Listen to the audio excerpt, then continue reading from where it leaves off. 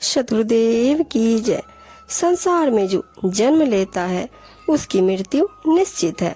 मृत्यु की अनिवार्यता को जानते हुए भी प्राणी मृत्यु का स्वागत नहीं कर उससे मोक्ष पाने का प्रयास करता है।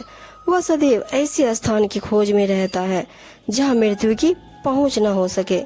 वास्तव में सृष्टि में ऐसा कोई स्थान नहीं है जहाँ मृत्यु पहुँच न सके। संपूर्ण सृष्टि ही नश्वर है। प्राणी की आयु हर क्षण मृत्यु की ओर बढ़ती रहती है। कबीर साहब जी कहते हैं, जब जहाज डूबने वाला हो तो सवार क्या बचा रहेगा। बचने का उपाय जहाज के डूबने से पहले हो सकता है।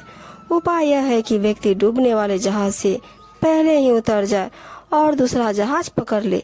इस बात को ध्यान में रखते हुए कबीर जी ने जीवन की अपेक्षा मृत्यु का समर्थन किया है। मनुष्य को मृत्यु या मरने की विधि का ज्ञान होना चाहिए। ज्ञान प्राप्त प्राणी मरने पर अजर अमर हो जाता है, परंतु इस विधि को बहुत ही कम लोग जानते हैं। कबीर जी कहते हैं, मरना निश्चित है तो मरने की कला सीखो। संसार के रोग, शोक, घटना, दुर्घटना आदि सभी मृत्यु के माध्यम है। कोई भी दवा या औषधि मृत्यु को रोक नहीं सकती। कबीर जी की दृष्टि में रोगी से पहले वैद्य मर जाता है। वैद्य रोगी के एक रोगी को ठीक नहीं कर पाता कि दूसरा रोगी खड़ा हो जाता है। संसार का एक भी क्षण रोग मुक्त नहीं है। वैद्य रोगी को औषधि देते देते मर गए। मृत्यु से बचने की दवा पर विश्वास करना भ्रम है। वैद्य को दवा पर अधिक विश्वास था, अतः वैद्य पहले मरा। रोगी और वैद्य सभी मर गए, परंतु कबीर जी जीवित रहे, क्योंकि कबीर जी ने दवा को छोड़कर राम को अपने जीवन का आधार बनाया। माया में पड़े वैद्य की दवा माया युक्त थी, जबकि कबीर जी का आधार निर्गुण राम है। सगुण बनने, रूप धारण करने पर तो भगवान भी मरणशील हो जाते हैं। निर्गुण का आधार पाकर जो जीते जी मर लेता है वह अमर हो जाता है। कबीर साहब जी बताते हैं, जीवन में मरना भला जो मरी जाने कोई, मरना पहले जो मरे अजर अमर सो है। जीते जी ही मरना अच्छा है। यदि कोई मरना जानता हो अर्थात अपनी सभी इच्छाओं कामनाओं को मार देना अच्छा है। इस प्रकार मरने से पहले ही जो मर लेता है वह अजर अमर हो जाता है। फिर बताते हैं, पांचों इंद्रिय छठा मन समसंगत सुचंत, कहे कबीर जग क्या करे सातों गाठे निश्चंत।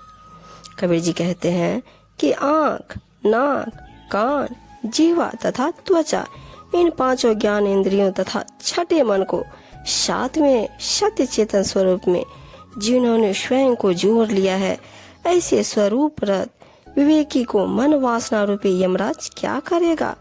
उपयुक्त सातों गांठे निश्चित है।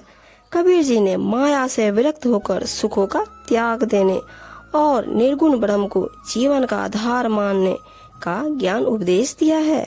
उनके अनुसार विषय से मन को मार देने से प्राणी जीवन मरण के चक्र से मुक्ति प्राप्त कर लेता है। शब्द विचारी जो चले गुरुमुख होए निहाल, काम क्रोध व्यापे नहीं कभू न ग्रासे काल।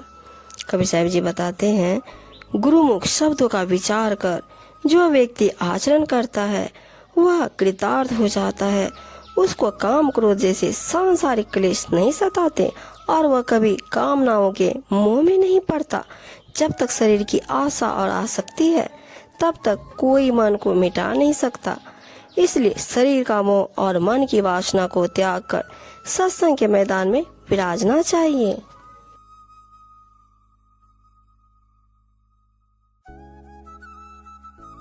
कि सृष्टि के नियमानुसार संसार में आना जाना लगा ही रहता है, लेकिन जो मनुष्य गुरु को प्रसन्न करके ज्ञान प्राप्त कर लेता है वह इस आवागमन के चक्र से मुक्त होकर मोक्ष की प्राप्ति कर जाता है।